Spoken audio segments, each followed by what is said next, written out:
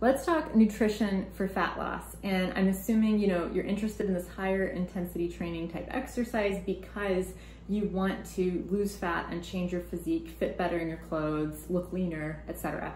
So the easiest way to do that is just honestly to track calories and macros. However, for many people, that is not a good lifestyle fit. So I'm gonna talk a little bit about calories and macros, and then I'm gonna talk a little bit about lifestyle things that you can do to really help yourself create that caloric deficit without thinking about it too much. So in terms of calories and macros, I'm just gonna hit you with some numbers really fast. You're gonna need a calculator, a pen, and paper. You're gonna need to listen to this and probably write things down, calculate things, replay what I'm saying until you get the numbers right for yourself. So for most active people, and that's the key, is that we're talking about exercising, following a strength training program, getting in plenty of activity, plenty of walking. You usually can lose weight if your calorie goal is between 10 to 12 times your body weight in calories. So let's say you are 150 pounds, that means times 10 is 1,500, 12 would be 1,800. So that's the idea. Then the next most important goal is protein. Aim for your protein being about your body weight in grams.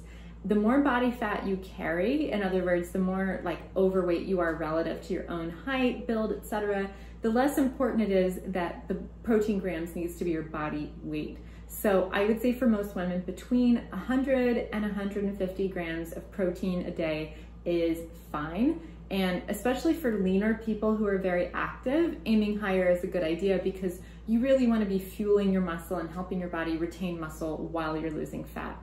The next number we need to think about is fat. So dietary fat, about 30% of your total calories, maybe 35%. For women, I don't like to see fat get too low because it does make you feel not good. So the way you would figure out 30%, let's use the number 30, of your calories would be to take your full calorie goal times 0.3 and then divide that number by 9.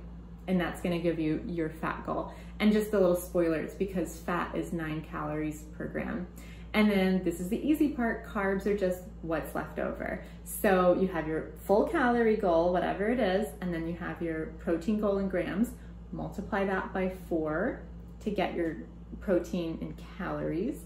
You have your fat goal, by 9 calories of fat, and then it's however many calories are left over when you subtract that from your total calorie goal, divide that number by 4, and that's your carb goal. So quick redux of all these numbers, and then we're gonna move on. Calorie goal is 10 to 12 times your body weight expressed in calories. And then protein is equal to your body weight in grams, or top off at 150 grams. And then keep in mind, protein is 4 calories per gram. So to get protein in calories, take your calorie goal, which is probably your body weight, and multiply it by 4.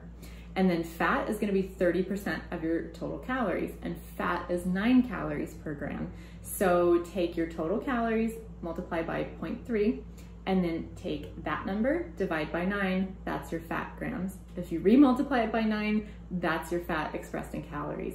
And then carbs are just what's left over. So add up your, protein calories, your fat calories, get a total, subtract that from your total calorie goal, that last number, divide it by 4 because carbohydrates are 4 calories per gram, then you have all of your macros.